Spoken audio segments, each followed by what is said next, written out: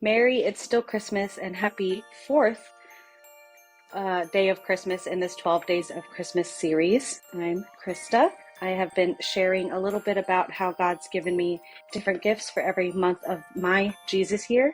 I just want to document my reflections because it was such a wild year. So today we're going to be talking about the month of April. So as I was saying in the last video, and I'm still cooking my gumbo, so you have to kind of bear with me in this background chopping noise. I'm so sorry. I had some health issues in March, but I also had my health issues continue into April. And I was planning on going to my cousin's gymnastics meet. She played for the LSU Tigers in Louisiana, where I'm from. Her sister was also on the LSU Tigers gymnastics team, and both of them are super, super talented. And this is the youngest daughter of that set of cousins. And I didn't go to any of her meets in the 4 years that she was competing at LSU, and I was super bummed by that. So I really wanted to make it to either the regionals or the championships because LSU they usually are doing super well. And I think it's not good to be an LSU fan in LA because of UCLA. Anyway, I was planning on going to a meet in, I think it was Texas, in April. And because of my health issues and I was not really going anywhere because I didn't really have any extra energy. And as I said, I was like in bed almost 12 hours a day when my spare time was spent resting. I didn't see friends. I didn't do anything. I just did literally the bare minimum because that's all I could afford to do with the amount of energy that I had during these days. But I really like supporting my family. That's really important to me. And I had never been to a meet after my godmother, her mom, was trying to get me tickets to the competition. And at the super last minute, I realized that I just couldn't go. I didn't have the energy.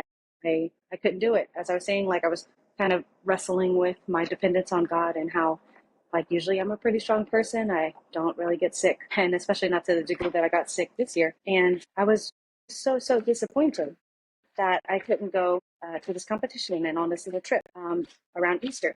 So to cheer myself up, I put together with one of my students at the Newman Center a little itinerary for the Seven Churches pilgrimage. I think the Seven Churches tradition originates from St. Philip Neri in Rome after the Holy Thursday Mass. It's the first day of the Triduum. We're going into Good Friday, which is the only day of the year where we don't have Mass. And so a lot of churches do an altar of repose to give people the opportunity to be with Jesus in the Eucharist before Good Friday, when we don't have Jesus in the Eucharist, at least consecrated. Obviously, we have Good Friday services all over, but they do not consecrate the host. They use leftover hosts from Thursday. So I hadn't done the Seven Church pilgrimage since living in LA. Hold on, let me go put this in the pot. These are the celery. This is what's called the Trinity, actually. I just realized. I'm probably going to cut this out, but that's the celery is part of the Cajun Trinity of seasoning. It's kind of the foundation of everything. Anyway, so I put together this 7-church pilgrimage with some of my students, and I invited a bunch of my friends to join along. They got to see Jesus at 7 different churches in San Gabriel Valley. And we were preparing and interceding for, at least I was, for the Eucharistic revival that was going to be happening in May here in Pasadena. We ended up going to a bunch of churches that were involved with the Pasadena Eucharistic Revival. And it was really exciting to do that with a group of friends. We came to Mass here at St. Philip. We started here and we ended here. I had hot chocolate in my car, and we just went through the night all the way to midnight to visit with Jesus. It was a very kind of simple little pilgrimage because it was all within a maybe 20-minute radius of our home base in Pasadena. But it was just so beautiful to share these moments of silence with my community, and just to kind of intentionally spend time. Did I do the onions already? Wow, I did the onions already. It was just such a gift to do that with them and share that with them, even though I felt so sad that I was missing out on something that I was planning on doing.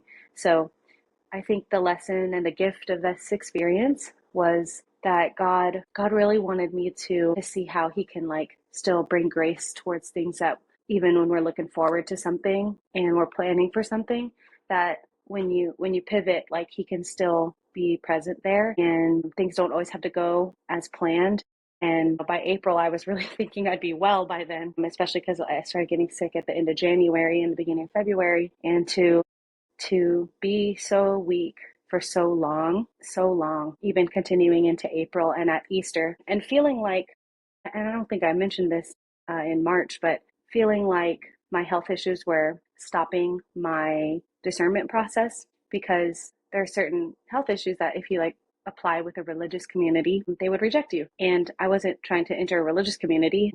At the time, I was discerning consecrated virginity with the Archdiocese. And, I had heard so many times before that circumstance is part of discernment. And this is when I started understanding how that could play into the context of my personal discernment. And even though it was just like a little trip and not getting to go see family for Easter, it ended up having greater significance as the year continued. So yeah, that's the gift of April. And I'm gonna make Rue now, and then I'll come back for May. So thanks for listening, and see you next time.